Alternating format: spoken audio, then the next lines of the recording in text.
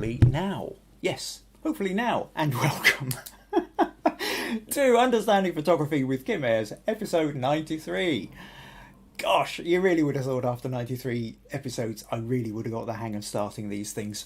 However, obviously there's still a certain amount of confusion. I'll be back in a sec.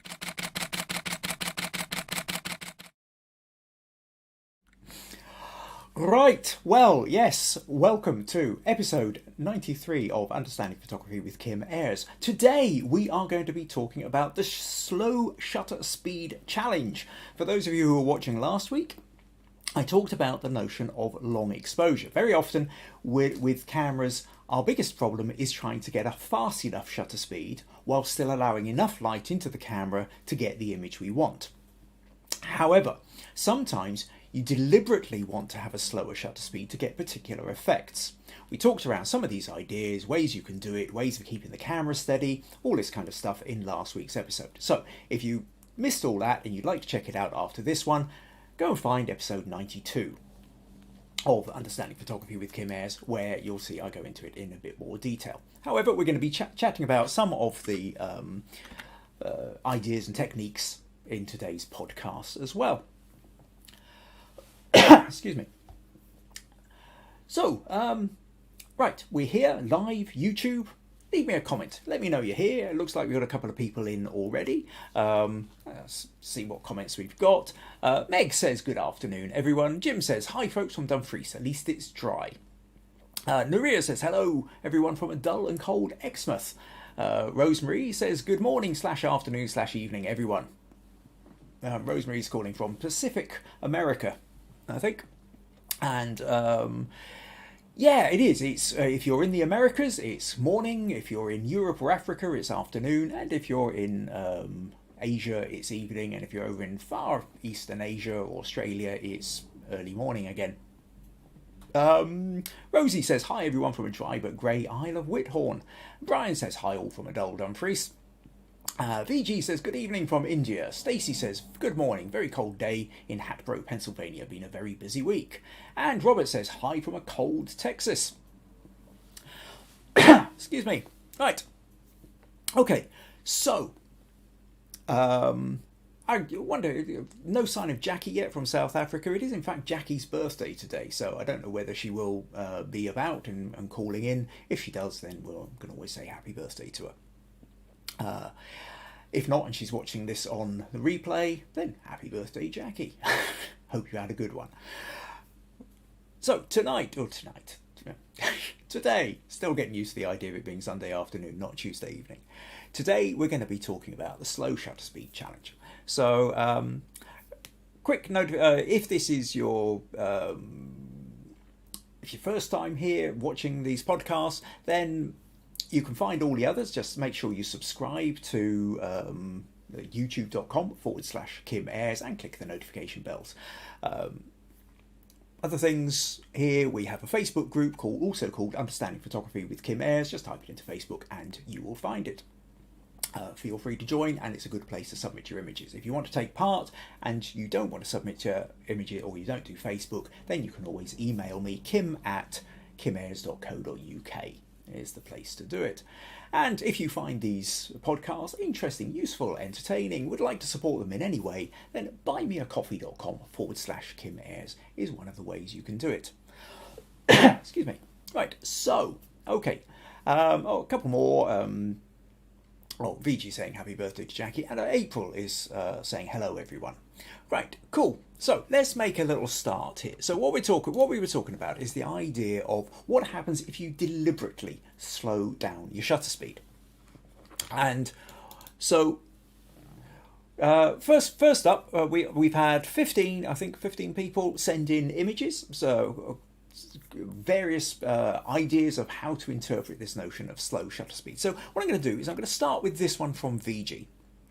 So Viji sent this one in, and what she's done here, I think she's done a 2-second exposure, 100 ISO f8, and what that's allowed her to do is place her hands on the keyboard, and as though she's just sort of starting to lay them down. Now, during the course of that 2 seconds, part of the exposure hasn't included her hands and part of it has. And as such, what happens is her hands then have this kind of ghost-like quality to them where we can partially see her hands, and where light is reflecting, we get it that little bit stronger. So the rings on Viji's fingers show up a little bit more. The bits which are lost in shadow, slightly less so. The brighter parts of the keys of the keyboard also show up that little bit more. So that kind of gives you a sense of what you can do.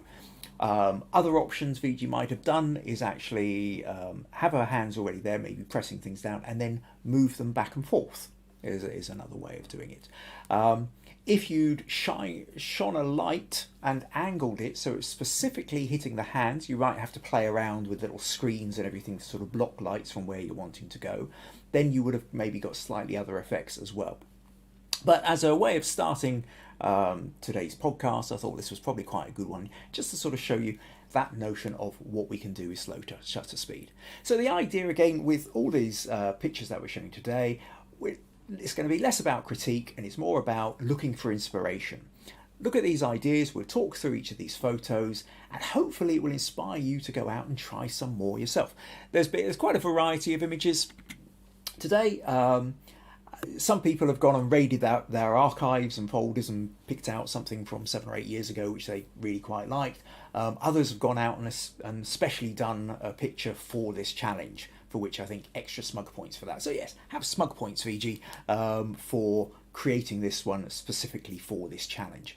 I think it's always fun if you have the time. Of course, we are all pressed for time, and I'm not condemning anybody for going and raiding the folders if you don't have time. But if you do have time to try out any of these challenges, then I always think it's worth doing, because it's the doing that creates the understanding. I can tell you, I can give you all these ideas, you can read books, you can watch YouTube videos, but until you actually sit there with the camera and mess around with the settings, get this bit wrong, try and work out why this bit isn't working, and keep going until you finally start getting something in the realms of what you were aiming for, that's where you're really going to learn. It's the learning through doing.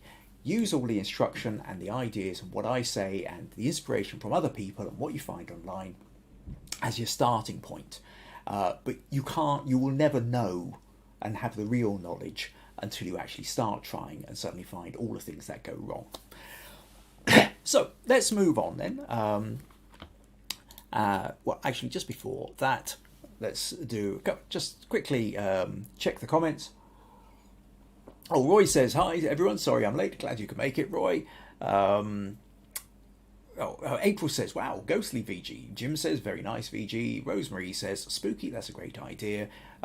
Rosie also says, very imaginative. Nurije says, nicely done. And Peter Wilson saying, hi all from a cloudy and cold Annan. So Annan is further east. Well, Dumfries is about 20 miles along from Castle Douglas, where I'm based. Annan is about another 15 or so miles further that way as well. So, and then we've got Rosie's in from Whithorn, which is about 50 miles in the other direction. So I kind of got a good coastal region of Dumfries and Galloway in today. Okay, so let's go on to the next image then, and what we're talking about is Nurije. Now Nurije sent in this image, and she said, I tried this today with my new camera. Please bear in mind I haven't had a chance to play with it yet and I couldn't quite get the shot I was after. I need to spend some time learning where to find things. It was a bit frustrating and it came out very bright. Tried to sort out the exposure but think I messed it up. So Nurije's settings, for those of you who know your camera settings and exposure, so she was using an f16, a 30th of a second at ISO 200. So what we found here then, so Nurije's gone for trying to capture water, and water is one of these things which is slow shutter speed. I mean, we could see even at a 30th of a second, single droplets become kind of lines and smeared across the screen. So it's then a case of how much you want to slow that down. The problem is, of course, when we slow down the shutter speed, we're allowing more light to come into the lens.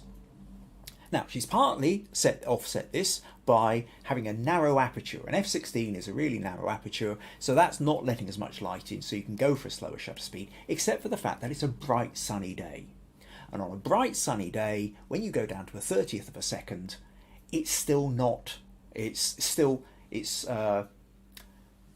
too slow to have a dark image, and it's not slow enough to get that really kind of milky, smooth streamed, smooth kind of water effect. So you're kind of sort of stuck in between here, Nurije. And I think the biggest problem, if you're going to do slow shutter speed photography, is you need to have as little light. You need to be in low light conditions, and you'll see this more as we go through. I think you'll find you might pick up quite a lot as we go on through today's podcast. Bright sunlight is about the worst kind of thing you can do unless you're going to use a filter. Actually, I did in fact get myself a filter the other day, so this is probably a good a time as any just to, in fact I bought it the other day and I've just literally opened it this morning, and this here is a filter, an ND filter, and it's a times 10, essentially it's a 1000 ND, which gives you 10 stops. So if you consider the fact that when you're going from 125th of a second to 100th of a second to 80th of a second or whatever, you've got a range of about 10 different exposure stops. This slows it down. Now, as I move it up, you can see more reflections. You're not actually sort of being able to see through it. It's like having a set of really dark sunglasses or welder's glass in it. And what you do is you get your camera, and then this thing literally just screws on over the end of the lens like that. And now what it means is if I try and take a photo of something, there's just not enough light to do it. So what I will do is I'll show you the difference. If I go for, I'm pointing this at a light over on the other side of the room, and I'm going to go click with that. Then I'm going to take that off and click in exactly the same position here. And what we find, just to show you, I don't know if you can see that, but basically that's the first picture, that's the second picture. So the second picture, even without the thing, is too bright. Now the difference in settings is the second picture without it, I've got a 100 ISO and at f8, 1/80th of a second, and it's still not enough. It's still too bright. The second one, what have I got? Sorry, I just need to adjust that. Yeah, at 1/80th of a second, f2.8 is ISO 3200. So you can see that basically there's so much less light coming in when you've got the filter on. So if you've got a filter like that, that's much more likely to be able to allow you to take slow shutter speed photos in the middle of the day. So if you're out there in bright sunlight, slow shutter speed photography just isn't really going to work. Get under the trees, go out on a dull day, go out in the evening, go out at night. Slow shutter speed photography is actually quite a good one to play with indoors, precisely because generally speaking indoors we never quite have enough light. So anyway, hope that gives you some thoughts and ideas there, Nurije. And a little kind of insight as to where you run into problems there. Okay, couple of quick comments there. Rosemary says, congrats on the new camera, Nurije. It will become second nature, but I feel for you in the meantime. Yeah, that's true. Peter also says, enjoy your camera. And Nurije says, I do have an ND filter, but forgot to use it. Well, again, if you're just getting used to the camera, it's a bit like when you first start learning how to drive, and suddenly you've got to learn to look in your rear view mirror, check your mirrors, side mirror, you've got to change gear, you've got to indicate, you've got to steer, you've got to put your foot on the clutch, you've got to move it, and you think, how on earth am I ever going to do this? But like all things, the more you practice, the better you become, the more it becomes instinctive, and there comes a point where your muscle memory kind of takes over and you're no longer crippled by just trying to figure out what you do next. Ultimately, if you take enough photos with your camera, you then start remembering where the buttons are and what you do, but that's why you have to kind of keep doing. But thanks very much for sending that one in, Nurije. Okay, so next up then, what we're going to look at is this one by Brian. Brian says this one was taken out at Drumlanrig Castle. It's an ISO 200 f11 at 5 seconds. So a 5 second exposure. Now normally that would be that would be too on a day like the day Nurije took it. It wouldn't have been bright enough. Now I'm not sure whether you're using a filter on this one or not, Brian. If not, I mean, it does look like it's a fairly dull day. So if it's an overcast day, that helps. You can see that there's a lot of foliage about, there's a lot of trees about. So a 5 second exposure is then allowing to get to the point whereby the water's starting to get that really soft, milky feel to it. However, we still do end up with a slight problem here that, you know, the highlights are blown out somewhat as well. So 5 seconds was probably really kind of pushing it for what you could do. Maybe if you'd gone down to an f22 or something like that, Brian, you might have been able to stretch a little bit further. But if you're doing this in daylight without the filter, that's where it always becomes slightly problematic. But you know, this is always fun. Kind of get in there with the water tumbling over the rocks, and once you start getting into that kind of number of seconds rather than fractions of a second, and you're going to 2 seconds, so get above 2 seconds, get to 5 seconds tends to be this point whereby it's just starting to get that nice kind of creamy feel to it. And then if you go up to 20 or 30 seconds, that's where you can have real fun. But you're not going to be able to do that without a filter in daylight and most conditions. So thanks for sending that one in, Brian. Excuse me. Peter says, nice photo, Brian. Right, okay, so next up then, similarly, I think we've got a few water ones that I'm going to go through here. This one is from Alex, and Alex says this is Stainforth Falls in the Yorkshire Dales. Now, Alex has gone for ISO 100. He's got an f29. So that's really, really narrow aperture. So it's not letting a lot of light in. But even at that, he's managed 1/6 of a second. Now, 1/6 of a second, whereas if you consider the last one of Brian had 5 seconds, you can see that the water has got much milkier, creamier, softer. Whereas at 1/6 of a second, it's enough to kind of create that motion blur with the water, but it's not quite enough to get that creamy level. So you are kind of, if you're out in daylight, this is one of those things you're constantly juggling to see what's going to. What is quite nice though is at 1/6 of a second is that you are at the very least getting these streaks coming down. You're kind of getting these quite nice verticals, which kind of quite complement in a way the horizontals of the rocks that are going along, but the stream itself is running in quite a nice diagonal across the picture as well. So you know, you can always, that is bearing in mind again, if you went back there, it was darker, you had a filter on, you could have had quite a different kind of feel to it. But it's not just a case of, it's not necessarily to say that creamier automatically means better. There are these, and this is part of your aesthetic choice, what you feel is important in the kind of photo you want to get. So, thanks for sending that one in, Alex. Right, okay, so what we'll do now then is Helge from Norway, it's Helge, not Helga, sent in this photo. Now this is really going for the kind of full creamy effect.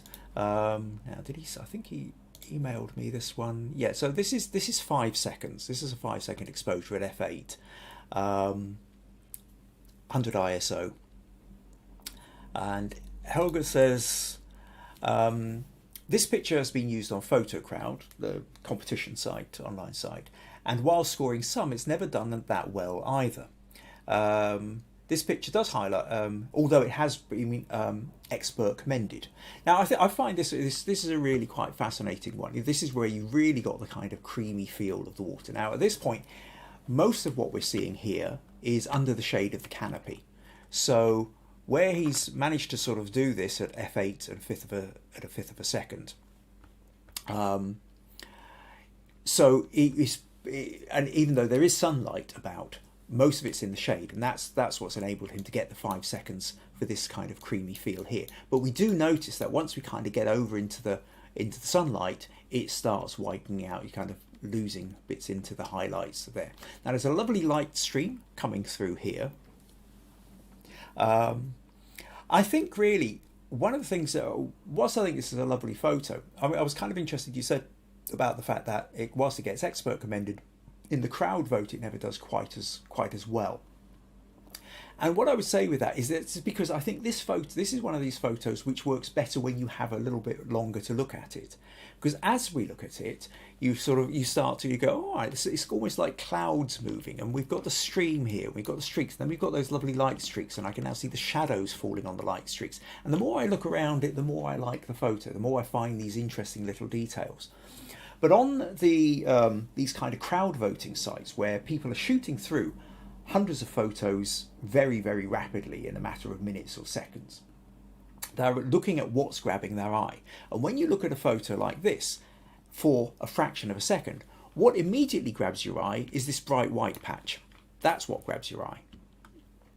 And if that's grabbing your eye, that isn't really the focus. If you think about it, that isn't really the focus. That isn't the narrative of the story. The real story of this is where the water is tumbling over here, where the water is tumbling down here, where the water is flowing down. And then the highlighted bit is only because we followed the story, and then you get the sunlight coming through, which then highlights and gives us beautiful shadowing on the water.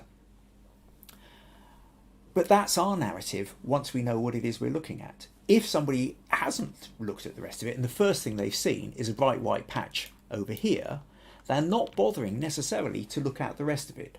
So I think this is one of those things that you have to be careful of, which is, if you're trying, is where are you drawing people's eye to? And the first bit that what grabs the eye is the place of greatest contrast.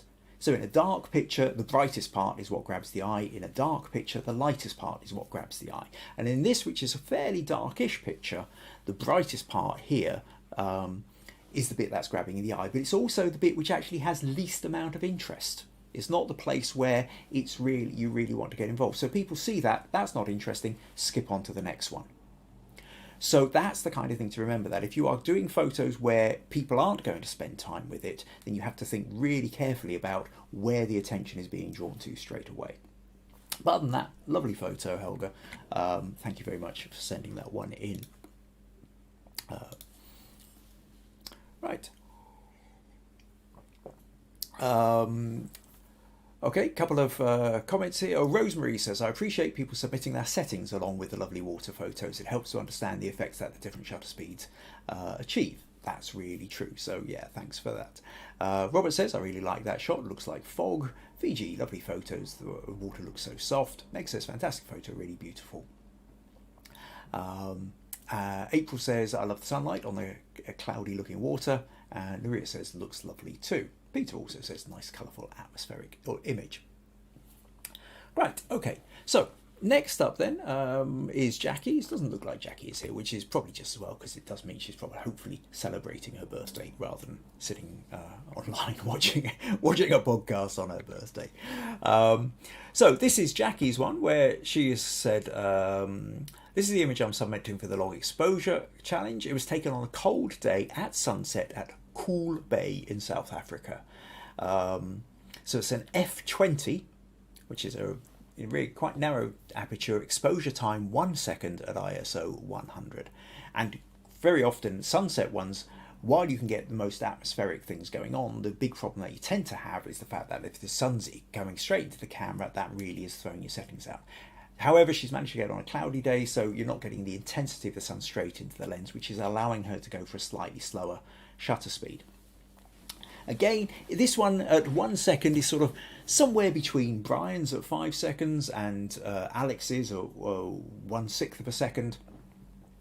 So we've got enough here for the curves of the water as it's kind of tumbling around the rocks to start taking on that kind of slower, creamier kind of feel to it, while at the same time you're not at mist level kind of things, or a bit like Helge's one where he's sort of almost starting to move into that cloudy, foggy kind of level. So this here, I think, I would say, Jacqui, I think part the bright patch of the sky over here, again, tends to, a bit like we talked with Helge's photo, it does grab the attention somewhat. Being the brightest and therefore the most contrasty part of this photo, our eye gets drawn here and then comes back down to the picture. And really it's the lower half of this that we're most interested in. You've not done it slow enough, like a sort of a 30-second exposure, so that the clouds are streaked across the sky as well as the sea being streaked. So really with this, it's the lower half which is the most interesting. And in a way, you could pretty much almost, you know, if you were to do a rule of thirds, you could do something like this and pretty much, I think, lose the top half of that sky. And you've possibly got a slightly more balanced photo, something like that perhaps. Although this rock then becomes very dominant in it. But the main thing to remember is if you're trying to draw attention to the water here, that you need to have the eye drawn to that, rather, and then the sunset needs to be a supporting feature to the water rather than being the dominant part, because this isn't about the sunset, this is about the water. So again, just remembering the narrative, once you understand what it is you're photoing, once you understand the key points of the narrative, then you need to make sure that your composition, your lighting, your camera settings, and everything else are doing the best to support that, rather than necessarily getting distracted by other elements. So thanks very much for sending that one in. Okay, where are we?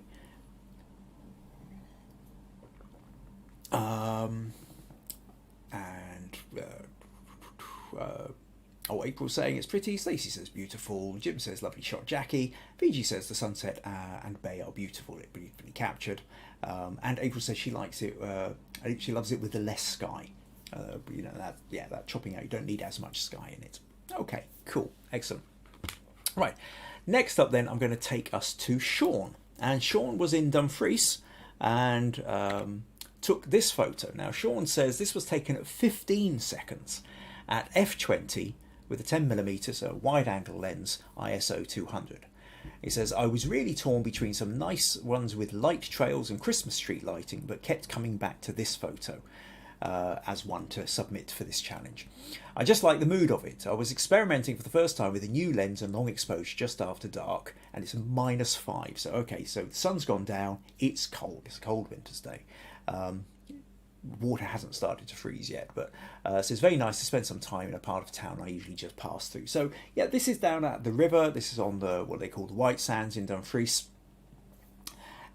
Looking across the river, there's a weir here. It must have been pretty high tide, because usually there's much more of a drop in the water before you actually sort of hit this part here.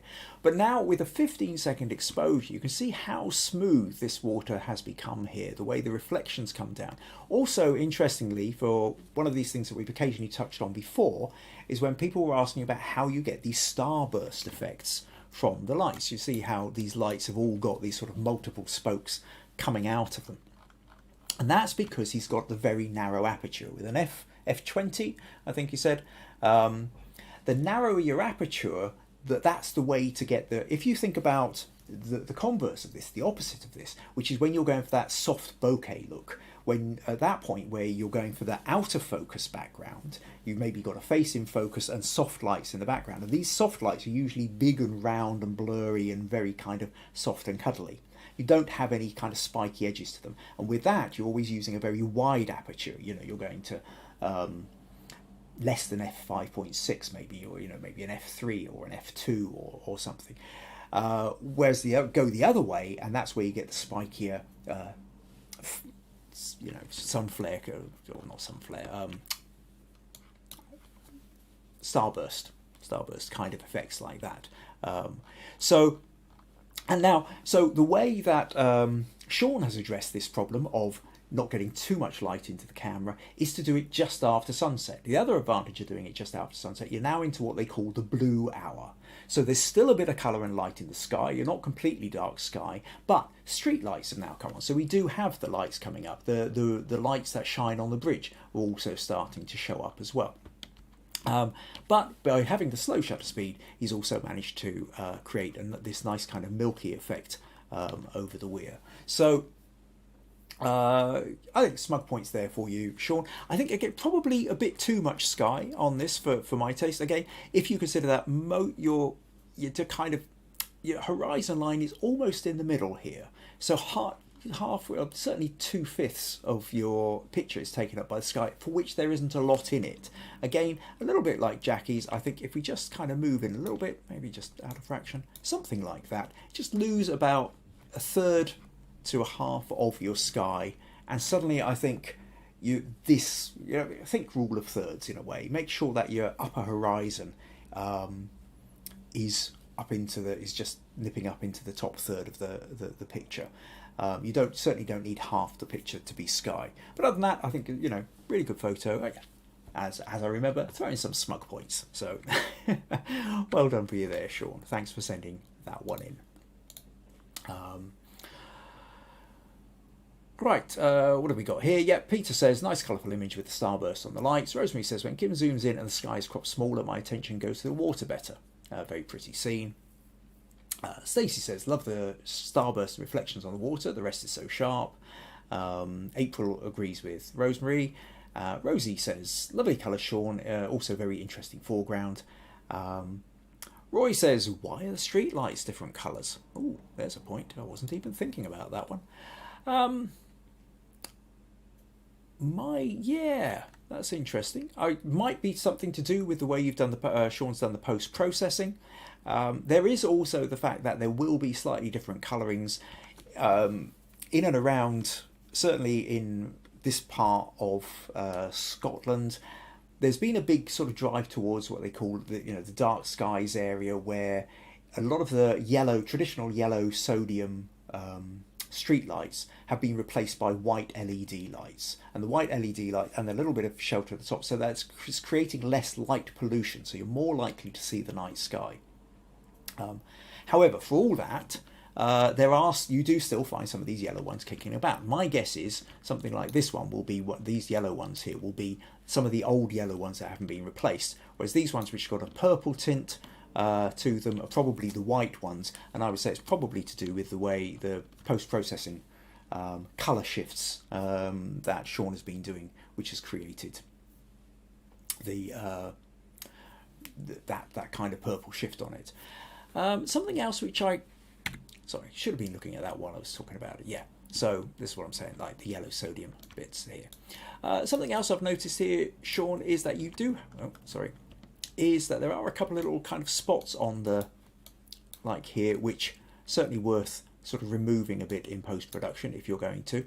And here is one of these problems to be very aware of. When you are doing something like an f20 or f22 and you are really maxing out, narrowing your aperture as low as you can so that you're getting as deep a depth of focus as you possibly can, one of the problems you can end up with is any markings that you have.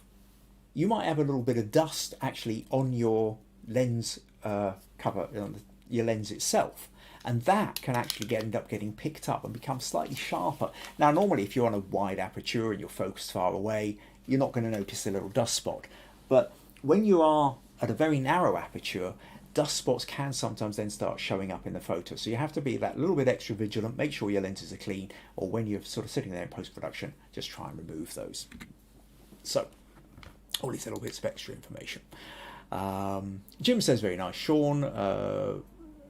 Brian says, when these lights are on, they change colour every few minutes. Okay, I'm slightly less familiar with those lights there, Brian, because I don't tend to be in Dumfries in the evening. And Jim says the lights are different colours. Okay, so there you go. From the Jim and Brian, who both live in Dumfries, there you go. You actually do have different colour lights kicking about. So that gives you that answer then, Roy. Okay, right. Roughly about halfway through. Quick reminder that if you are finding these podcasts useful, interesting, entertaining, you feel you're learning from them, you feel like you would like to support them, then buymeacoffee.com/Kim Ayres is one of the ways that you can help. Another way, of course, is invite your friends. Let's grow this wonderful community of ours. Right, okay, next then we're going to move on to John from Ohio. And John says, this was taken in Columbus, Ohio, a couple of years ago on a cold evening. Traffic on 3rd Avenue trying for the light trails. So ISO 160, shutter speed 20 seconds at an f25. Any comments or critique welcome. So with a 20-second shutter speed, you're not going to notice, in a course of 20 seconds, the car will have moved across the entire lens. 2 or 3 cars might have moved across the entire space of your field of view without actually, within that time. So you're not going to get any of the actual car itself. But what you do get is you get the lights, the brake lights, the headlights. As they go across, they leave a streak. And that's what we've got here, is we've got these streaks. And you can see other cars in the background. Now, these cars are either parked, or actually, if we are seeing them, if they're not parked, which maybe they're not, maybe they sort of slowed. That's what it is. They've slowed down for the traffic lights, and then they've moved on again. So you're getting partial bits of car, you're getting lights, or maybe they're parked. Anyway, whatever it is, you're kind of getting that. Now, what I would say with this, John, is, so yeah, that idea that, remember, if you go out at night, you can sit your camera on a tripod, do something like 20-second exposure, and you can get these lovely kind of car streak, light streaks heading across the picture. Now, what I would say, the big thing here, though, John, is actually the bit that grabs my attention straight away when I'm looking at this. Now, the rest of you are maybe not seeing it quite as strongly because my little picture's sitting in the corner, but it's actually this bit here, grabbing in Dispatch, Ohio's greatest home newspaper. It's really brightly coloured, great, and it's set against a dark background. And that means this point here in your photo is in fact the place of strongest contrast. And because of that, actually, when you look at the photo as a whole, that's the bit that tends to grab your attention straight away. Now, if the intention of the photo is to be about the car trails, which is what you said it was, then actually the car trails only come in later. These are taking up just the bottom fifth of the photo. We've got these big tall buildings here, which also I do have to say, they look slightly tilted to the right for me. And you know what I'm like with, if you're going to do your verticals, about half a degree, 1 degree max, but I would sort of anti-clockwise. Just make sure those buildings are straight up. That aside, what I would say is, I think there's the compositionally, if you're wanting to go for the car trails, then you need to kind of make sure that the other elements aren't too distracting. Maybe if you were sort of point the car further down, if you were further back, if you were slightly higher up looking down, there's a number of different ways you could approach this. You've got the right idea by having a long exposure. It's just now really about finding a place to get the composition right in camera so that the streaks really are the bit that are kind of drawing your attention. But yeah, great to go ahead and try that. Hope some of those ideas help give you some pointers there. So thanks very much for sending that in. Okay. April says cool streaks. Excellent. Right, okay, let's move on to Peter. Now this one becomes quite interesting because Peter was using an in-camera system which allowed him to multiply up several exposures. So Peter says, this is my entry for the long exposure challenge, the International Space Station passing over Annan as seen from the back garden. So, shot out of Peter's back garden. You can then see Annan the town of Annan sitting down here. And he says the settings are ISO 200, f4, 5 seconds. Used in-camera live composite. The cows lying down didn't seem particularly impressed by the moving ISS, International Space Station. So we got cows sitting down here. So now, if you're interested in following discussion, Peter and Ben actually then in the Facebook page, the Facebook group, Understanding Photography with Kim Ayres, there's quite a bit of discussion goes on where Ben and Peter talk backwards and forwards about long exposures and multiple exposures. Now, if I remember rightly from that, essentially what happens is with this one, this isn't one 5 second exposure, it's about half a dozen 5 second exposures. And there's a thing in Peter's camera which allows you to essentially say, I want to have multiple exposures, and then they overlay, and it sort of works it out so that it's not. It's normally, if you were to overlay several exposures, you would end up with, this bottom part here where the fields are. This would just blow out completely. It would be way too bright, and instead, it's stitched essentially just in the dark part. 6 photos, I think it's 6 photos together. Now you can tell is if you've got 6 5-second exposures, that's the equivalent of 30 seconds or more.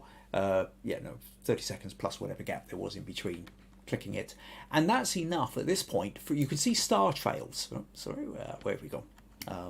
Trying to zoom in here, and you can see, so in that 30 seconds from the lens that Peter's using, the stars themselves are no longer dots, they've streaked. But the International Space Station, which is actually orbiting the Earth, has left this great long streak across that course of time.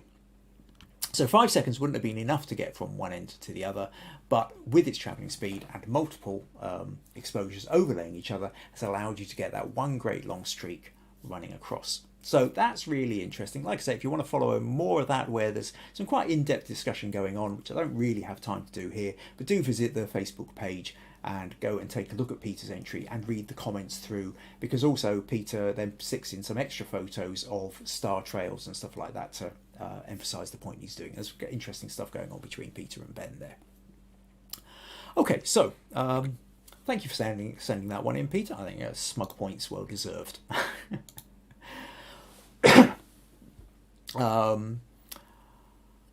Where are we? Right, Nurije says, that's pretty cool, Peter. Jim says, brilliant, Peter. Never seen the International Space Station. Peter says, thanks. April says, creative photo. And Rosie says, really interesting technique, Peter. So, what we're going to do now is going to move on to Robert. Now, where Peter was using his camera and using the in-camera settings, what Robert has done is he has sat and sort of taken several photos and then stitched them together manually.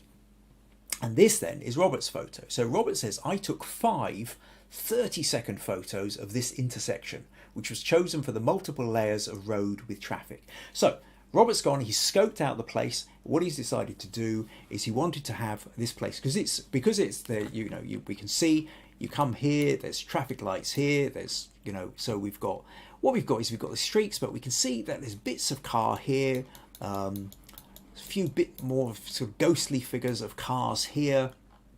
We've got the overpass here, we've got turn-offs coming down. So whereas with John's picture, we had a single line of streak and it was just sort of sitting at the bottom. What Robert has done here is, by getting some height and looking down, he's managed to fill the picture with all these roads and all these streaks of lights. And I must say, Robert, I'm very impressed with this photo. And I think smug points, let's throw a few at you. And what Robert says, I took five 30-second photos of this intersection, which was chosen because of the multiple layer of roads with traffic, at ISO 50 with an ND filter. So Robert has used a filter with this to allow himself to have 30 seconds and not to blow out the exposure. The timing of the shots was interesting to get. I had to wait until certain lights would turn green and then use other lights to capture more patterns. I used your trick of using a beanbag that I made to keep the camera steady, and I used a 2-second delay to ensure no movement during the exposure. Superb. Extra smug points for you there, Robert. I talked about this last week. I've talked about it before. If you don't have a tripod to hand, if you've got a beanbag, is a wonderful thing for sitting on a wall. Sit your camera on it and you can kind of create a steadiness to it. And then if you don't have a remote release, if you use a 2-second timer, when you click the camera at a long exposure, now if you normally got a long exposure and you just click it ordinarily, the vibrations of pressing the camera can cause the whole picture to blur slightly. But if you put it on a 2-second timer, by the time you've pressed click, in that 2 seconds it stopped wobbling, so the camera just takes the photo without having to worry about that camera shake. So Robert has listened, acted on it, and ended up with a pretty impressive photo, I think. Now he goes, still there was some movement between shots and I had to auto-align in Photoshop to layer the photos.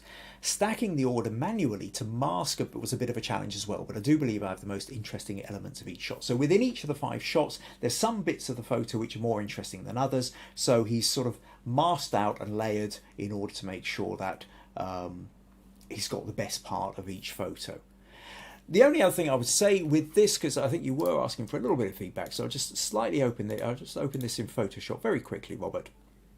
That is, I think, it's kind of just a little bit too yellow for my taste, and I think just a slight colour shift in this would make quite a bit of difference.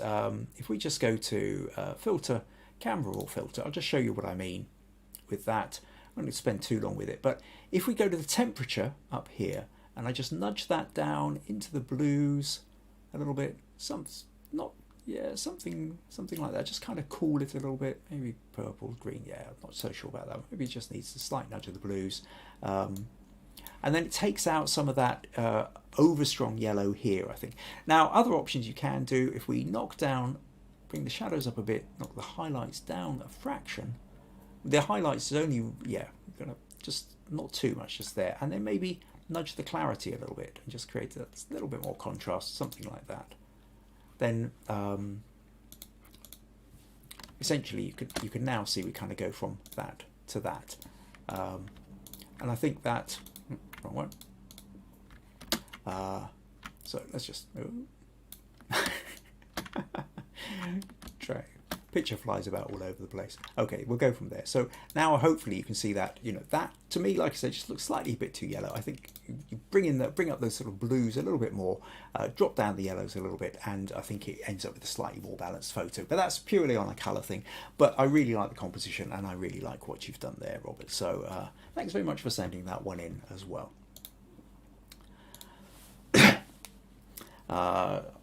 Right, we've got quite a few comments for that one.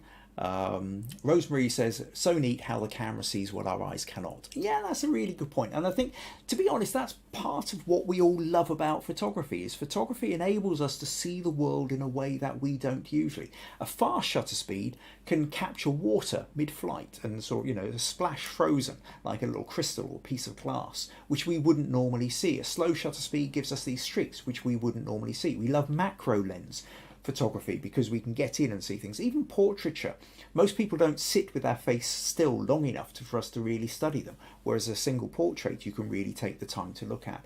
And I think that whole notion of that photography now enables us to see the world in a way that we don't normally is part of the appeal of it, is something that's intensely exciting. It also means that the bit that says the camera never lies, why it's absolute nonsense. The camera doesn't tell the truth. The camera does not see the world in the way we see it, but that is of course part of the fascination. April says, wow, look at all the turning streaks. Viji says, lovely. Stacey says, impressive, all the trails. Jim also says, very impressive. Rosie, great shot, Robert. Nurije says, very impressive. Meg says, this photo is absolutely amazing, Robert. Rosemary says, Robert, I love how the streaks create the lines to lead our eyes through. Robert says, you may have noticed the cement tower on the left corner. I couldn't get that out without perhaps losing the camera over the edge, which would have ruined the shot of my evening. Yeah, well, that's something else. Yeah, losing your camera over the edge isn't worth it. Peter says, great use of manual stitching, Robert. Very colourful and sharp. Well done. Okay, cool. So let's move on then, and let's go to Jack. And Jack, now, yes, so what we've done up until this point, mostly the photos have been, here's the scene in front of us and things have moved through it, and whether that's water or it's car trails or whatever, in order to create our interesting lighting effects at slow shutter speed. What we're going to do now is we're going to look at a couple of photos where what somebody's done is they've manually moved the light through the picture. So we come to this one. We're getting really quite abstract here. And Jack says, my entry into slow shutter speed, light tubes and a 20-second delay. Turned out great, he says. So what's happened here then is he's obviously outside. We just get in the grass. It's dark. And he's got some light tubes. A blue one and a white one by the look of it. And set the 20 seconds. So now whether he's then run round or he's got a friend doing it, he doesn't really go into say, but within 20 seconds you've got time to run out, wave these things up and down, and he's sort of moved up and down and he's tried to create a regular pattern. So you can see that the gap between, you know, one peak and the other, or one trough and another, are pretty regular. So he's moved at a very steady space, moving this up and down as he's gone. And then likewise he's got a blue one which has also been moving up and down. He's decided on whatever sequence he's doing, or maybe he's moved one, flipped it to blue, and moved back across the other, which is also another possibility. But I think this is a lot of fun as well. This is where you kind of get into that notion. You can, you know, you get people sometimes do light writing as well. I've done things like this before. Nothing good enough to bother showing anybody, but just to sort of experiment, where you set your camera for a 20-second exposure, 30-second exposure. You're outdoors, it's dark, and you get a torch and you can write your name. There's a picture somewhere of where I went out with my grandson once, and I've got Grandad written in torch light. You just sort of write it across the sky, and it captures the light just like it has here. The problem is, of course, if you're writing your name and you're looking at the camera, you then have to do it backwards, as I found out. Because from my point of view, as opposed to your point of view from the camera, yeah, try it, you'll see what I mean. But yeah, fun there, Jack. I think that was a good one to try out. So, you know, smug points for that. Peter says, clever use of light tubes. Rosie says, brilliant, Jack. April says, very creative, good abstract piece. Rocker Alvarez says, voi.fyi, which is one of those funny little spam things which people seem to turn up and put. So I will just, where's the bit that says hide user, remove, that's the one I want. Okay. Robert says, I always love this technique, one day I will try it. Nurije says, just a quick question about the ND filter. Do you focus the camera first and then add the ND filter? Interesting point. I think the thing is with the ND filter, it all depends how much light you've got. The big problem is if the ND filter makes the picture too dark, actually you can have problems focusing, because when you try and focus, maybe the camera can't actually see enough to be able to focus on it. If you are going to be sitting the camera still, you're not going to be moving, it probably is a good idea to focus. If you want to do the autofocus first, if you rely on that more than your eyesight, do your autofocus, make sure it's focused in the right place. Then flip it back to manual focus so that it doesn't move. However, you do have to be careful that when you're putting the ND filter on, that you don't then knock it back out of focus. So, you know, yeah, or the other option is to put your ND filter on, go over to the point that you are wanting it focused on and shine a really bright light onto it, or really bright light at the camera from the place you want to focus, and make sure it's getting focused from there, or get a friend to wave a torch at the place you want to be, or shine a torch, don't wave it at that point. And then focus it that way. I mean, you can have a similar problem at night time if you're trying to focus on the stars, is the fact that actually the stars may be not bright enough, the autofocus on the camera isn't working very well. So yeah, it is a kind of tricky one. If you have the settings, you will also see that on your camera here, there's this bit here which actually tells you what your settings are, so, or what your focus is. So if you are manually focusing it while looking through it, you find the right place. Double check here, make a little note of how far this, as I sort of you know, as I turn the focal, you can see that it's moving around. So you can make a note of, right, that's where it needs to be focused. So if I do accidentally knock it, I can come back and I can just double check I've got it there. So hopefully that makes a bit of sense, Nurije. And Jack says, thank you all. Okay, excellent. Right, not that one yet. Let's go over to this one. So we've got Megan. And now what Megan is doing here is she says, I love slow exposure night photography. This was taken with my Nikon camera. I used string lights for the green light. I got a random idea, went outside and decided to play around with the glass ball and lights. So so Megan here is really using, so she's using like a lens ball, glass ball, sitting it on a bench, and then moving these string lights about. And this becomes really interesting because, as we know, with lens balls you can have a sort of more out of focus background, and as long as you focus on the ball itself, then what's in the background becomes in focus. So we've actually got sharper lines running through here, quite interesting. Now you've either got two lens balls, or you've taken one ball and you've rolled it back, and no, but then the one behind is bigger. Or was it out of focus? I'm not sure. If you use one ball, then maybe you moved it during the same time, or you've got two balls. Difficult to tell at this point. Perhaps you can let us know, Megan, if you. But yeah, I think this is a fun idea. This idea then of doing slow shutter speed photography and lens ball photography at the same time. So creating some really nice kind of little abstract patterns kicking about inside that as well, and then echoed by the out of focus shapes in the background. So fun one there, Megan, and I think it's very few smug points for that. Excuse me. Right. And April says, neat, love the glass ball, and Nurije thinks that it is two balls rather than one that's been moved forward or back. But that's an interesting point, is that you can't always tell with a slow shutter speed. Anyway, Jim says, nice shot, Megan, too, as well. So, okay, let's move on. So Jim has now taken this idea, and Jim has been playing around. So he says this is a shot he did from a wee while ago. I have a lot of trailing lights and water images, but thought this one was a bit different. And I'm really glad you sent this one in, Jim, because I've seen this kind of thing before, and I think it's one for people to have fun with. It's steel wool spinning. So steel wool, the kind of thing you can get for scrubbing your pans clean. Go and buy it at any kind of hardware store or supermarket.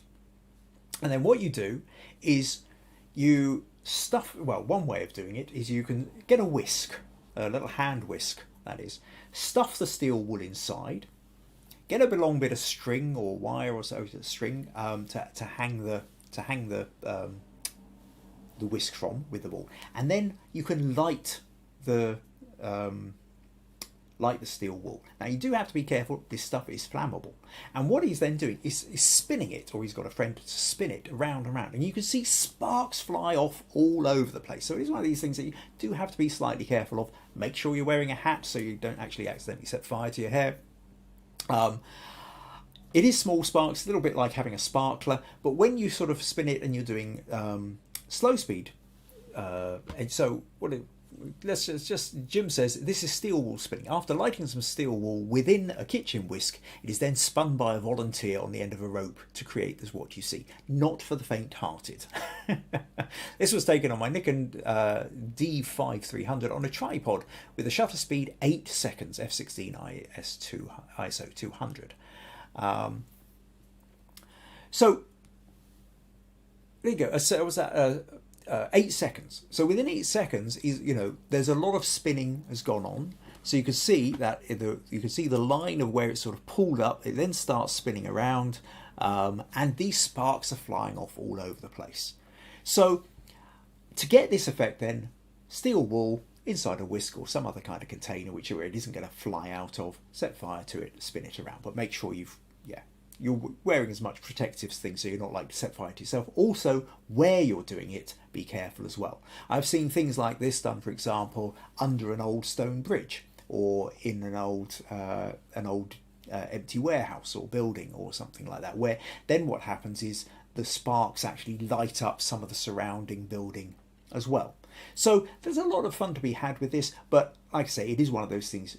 Health and safety, all that, you take the risk. Make sure you don't either burn yourself or burn down anybody else's property while you're at it. But yeah, thanks very much for sending one of those in, Jim. That was I was really glad you did. Excuse me. Okay, April says, I thought it was a water fountain. That is amazing. Peter says, great effect. Jim, Pat says, I love this. It reminds me of an evil octopus.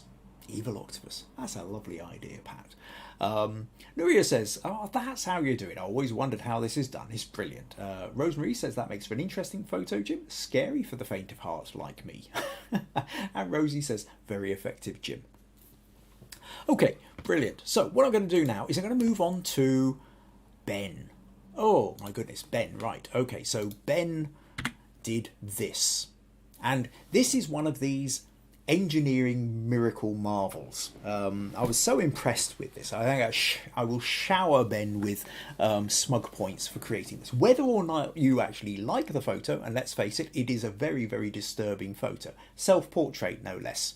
I have met Ben in person, and I can assure you that his nose is not by where his cheek should be, and his mouth doesn't actually come out the side where his ear is. He does look much more normal than this. So let's explain a slow shutter speed. What is it that Ben has done here? And it's quite amazing. Now what Ben has, so this is Ben, what he says is, this is my entry for the long exposure challenge. I wanted to create a Picassoesque self-portrait where my features could be seen from different perspectives in the same image. I made a screen with a narrow horizontal slot in it that I held between my head and the camera. I used a 5-second exposure. During the exposure, I moved the screen downwards. Thus, the moving slot thus scanned my head into the camera over a period of a few seconds. During this time, I turned my head so that different parts of it were seen from different angles, but it all ended up in the same photo. It was quite tricky to move the slot at a constant speed while keeping my head at the same time, as well as turning my head round and keeping it all still. Getting the timing right involved a fair dollop of luck. I took 261 photos in order to get a few good ones, with all sorts of weird results. So if any of you ever think, oh my god, how many photos should I be taking? Ben took 261 before he got the one that he wanted. So absolutely, more smug points for sticking with it. So he chats a little. Now, to talk about his little setup here, what he's done is he has created, he's got, what you can see. So from one side, he's created a board which is black, and it's got a slit inside it. We can see a little slot here. On the other side of it, where the slot is here, he's got this board coming back, and he's got some bicycle lights on the inside. So that basically what he's doing is, maybe I should have sort of tried to think of something like this beforehand. I'll tell you what, if I take this book here. So essentially, he's got like the equivalent of a slit through the middle here.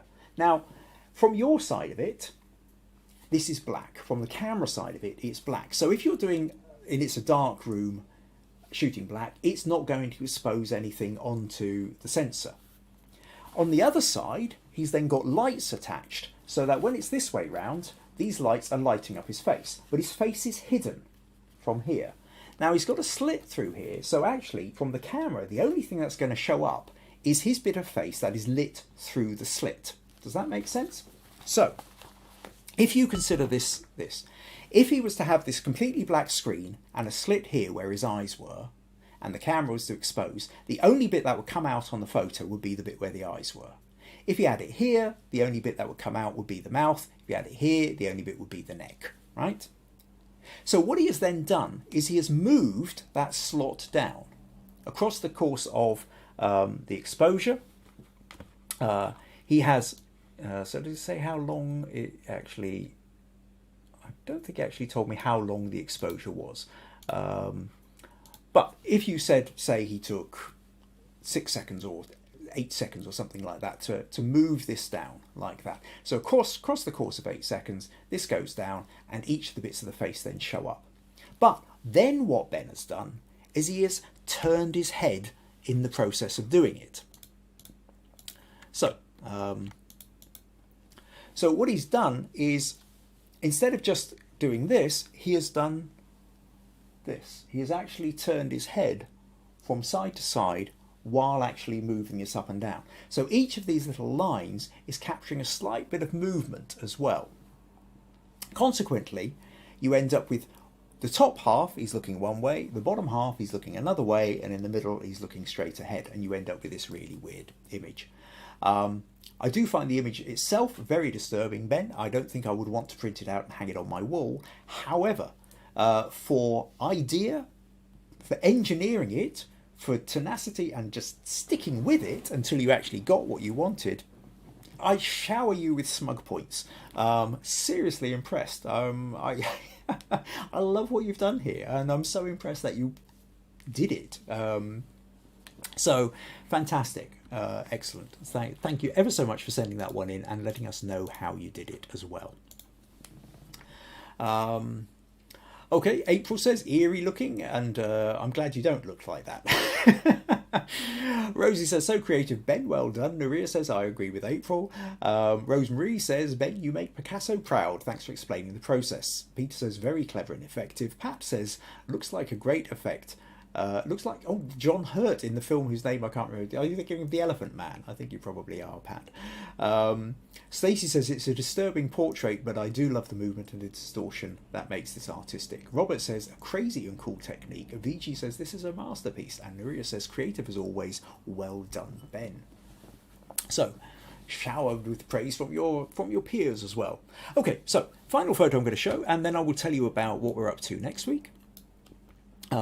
Jim says weird but creative. So last photo I want to end with is the one. It's if Ben's was the one that was most kind of engineeringly creative. I think this one from Garry is certainly my favourite in terms of the visual look. So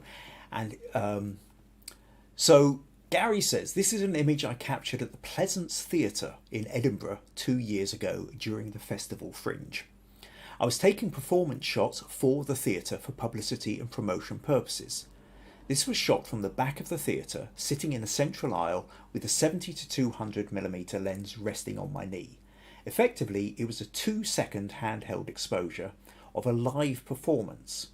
The central dancer was perfectly still, while the surrounding group was in motion, giving this very strange appearance. This photograph has gone on to win me a lot of competitions and is one of my best pieces of work to date. And I have to say, I love it. I think it's really beautiful. And yes, this is one of the things I talked about last week, and one of the things that we've seen in here. If we are going to capture an image with movement by having a long exposure, it works best when you also have it anchored to something that isn't moving. So you need the solid rocks for the water to be flowing over. You need the solid piano for the hands to be playing across. And really what works so beautifully well with this, I mean, it helps also that it's beautifully lit. She's got a lovely backlight on her. There's light reflecting up, probably from the dresses and what have you, lighting her hair. She's beautifully lit. She's kept perfectly still for the 2 seconds, and in that 2 seconds all these people have been moving around her and created these fantastic ghostly images where we can see bits of hand, bits of face, lots of movement which we know have come from the arms and the dresses flying around. I want to take a photo like this. This is definite photo envy here. I would also say, actually, it is one of these things. So Gary's taken this photo for the theatre, where they're looking for promotional bits, and it is one of those things just to let you know, just to remind everybody that if you're looking for opportunities to maybe take photos in places or for that you wouldn't normally get the chance to do, theatres, local theatres, are a great way of doing it. Now, this Edinburgh Theatre is maybe a slightly higher level of whatever, but if you've got a local theatre that put on local productions and theatre, and they are desperately crying out for people who can take reasonable photos, or anybody who's going to take any photos. And very often, if you go up and said, look, I'm happy to take some photos, you can use them, it allows me the practice, a lot of them will actually kind of, some of them will say yes, and it gives you the opportunity to take photos of people and of costumes. And I mean, the fact is, Garry didn't have to worry about lighting these people. Garry didn't have to worry about recruiting the models. Garry didn't have to worry about getting the outfits or choreographing them or any of these kind of things. These were all put there for him, but then it allowed him to use his skills with a camera to capture this image, which I think is really beautiful. And certainly I will shower you with a few smug points for this one, Garry. So thank you ever so much for sending that one in. Okay, a few more comments here, and we've got Robert says wow, Nurije says wow, that's brilliant. Viji says wow, no words. April says that's really great, I love it. Rosemary says wonderful, Garry, this should be used for promotional materials for the troupe, so soft and appealing. Pat says this is diaphanous delight, excellent. Rosie says wow, so beautiful. Peter says that's brilliant, very atmospheric. Jim says excellent, perfect. April says, I can see this piece hanging up in a dance studio. Meg says that's an amazing photo, and Viji says this looks like a girl swimming in a swirl of cloud. Stacey says it's beautiful. Ethereal is how I would describe this photograph. So cool. Oh, one of the other things I will just mention, actually, I've been kind of, the last few weeks I've been doing a question of the week in the Facebook group. So if you happen to be in the Facebook group, then do check out. And this week I put in, who would you most like to photograph? We were talking fantasy stuff. If you had the chance to photograph anybody, who would you like to photograph? And I always said, actually, for me personally, if I could have the choice of anyone to photograph, living, we decided to go for living people, then I really like the idea of an older face, an actress face, and someone like Dame Helen Mirren, Maggie Smith, Judi Dench, someone who's lived the life. But also, if you get an actor, they're not afraid of being in front of the camera as well. You can really explore the life lived, the age and the texture of the face, but at the same time, somebody who really knows how to throw emotion straight down into the lens. That would be my kind of fantasy. Other people, so I asked people to sort of list, and we got lists like somebody saying Sam Elliott, the American actor. We got Rowan Atkinson, or Mr. Bean as he's often known, John Cleese, Pink, Bette Midler, Lady Gaga. This is where I get a bit confused with my way of pronouncing. Viji said there's a VJ Anthimala. I think it's VJ Anthimala. You'll have to let me know if I'm anywhere in the region of that one. Apologies if not. And Ben also said he couldn't think of anybody in particular, but he liked the idea of photographing the exhausted faces of sports people. So I thought that was a little bit of fun. Anyway, so as we come towards the end of this podcast, quick reminder that if you find these podcasts useful, entertaining, place of knowledge and learning, inspiration, and you would like to support them, then buymeacoffee.com/Kim Ayres is a way you can do it. Now, next week, I'm going to be looking at a photo shoot I did for Amanda Simmons, who's a glass artist. And that was quite a fun photo to do. For those who were looking at my 2021 in photos blog post, I had a picture of Amanda in one of those. So I'm going to talk about that photo shoot. Also, we will be having the critique section. So if you have photos that you would like feedback on, you've got sticking points, you've got questions about photography, particular something you want to deal with, you've got a photo, you're not sure quite what's wrong with it, or you're trying to develop it, either put it into the Understanding Photography with Kim Ayres Facebook group, or email it to me, kim@kimayres.co.uk. Let me know what your sticking point is, and I will do my best to help you. So that's critique for next week. So make sure you get your photos in as early as you can this week. Certainly no later than Friday. Anything Saturdays are kind of really, it's kind of leaving it a bit late, and it depends how many other pieces I've got in. Anything that turns up in Sunday doesn't have a chance of getting in. Right, I think that's pretty much it. Yeah, where are we? Yeah, so thank you very much for everybody who put in images. Smug points to anybody who put one in. Thank you to everybody who's been here, chatting, watching, leaving comments, being supportive. And I hope you're feeling a little bit inspired. Remember now, you can stick your camera on a tripod. If you don't have a tripod, rest it on something like a book or a table. If you don't have if you want to be outdoors, make a bean bag, sit it on your bean bag.